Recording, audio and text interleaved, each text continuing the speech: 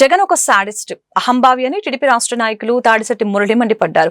జగన్ చేసిన ఆకృత్యాలు చూసిన వ్యక్తిగా ఆయన సామాజిక వర్గానికి చెందిన వ్యక్తులు ఆధిపత్యానికి చెక్ పెట్టేందుకు టీడీపీలో చేరటం జరిగిందని చెప్పారు. టీడీపీ తరపున ప్రచారం చేసి పార్టీ అభ్యర్థుల గెలుపు కోసం కృషి చేస్తామని అన్నారు. గుంటూరు పశ్చిమ నియోజకవర్గ మినీ మహానాడులో ఆయన మాట్లాడారు.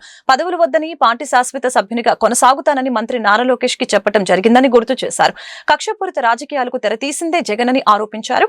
పార్టీ కార్యకర్తలకు చీమ కుట్టినా సహించేది లేదని హెచ్చరించారు. జగన్మోహన్ రెడ్డి ఒక సాడిస్టు కాలం పనిచేయడం జరిగింది.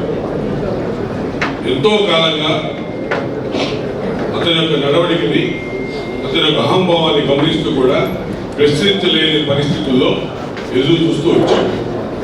ఎక్కడ కూడా కష్టపడే వాడికి, పనిచేసే కార్యకర్తకి లేదా అతన్ని అందాలకి ఇచ్చినటువంటి మనుషులకి అక్కడ గుర్తింపు ఎటువంటి పరిస్థితుల్లో జరిగే పరిస్థితి లేనటువంటి విషయాన్ని గమనించి ఒక మంచి నిర్ణయం తీసుకోవాలి ఆసన్నమైన సందర్భంలో నాకు ఆ భగవంతుడు దారి చూపినట్టుగా తెలుగుదేశం పార్టీలో చేరే అవకాశాన్ని మరి చంద్రబాబు నాయుడు గారు, లోకేష్ బాబు గారు కల్పించారు.